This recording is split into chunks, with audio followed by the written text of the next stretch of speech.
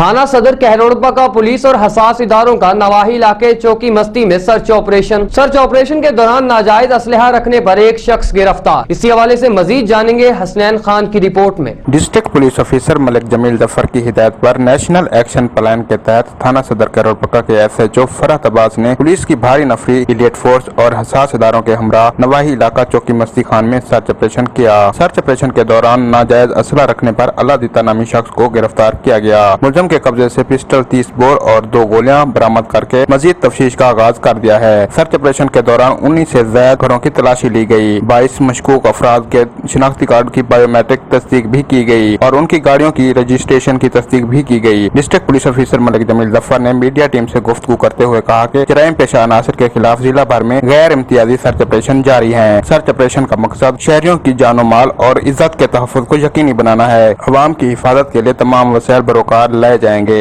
Camera team Waqas Faisal के साथ हसनैन खान, राज news कहरोड़पा।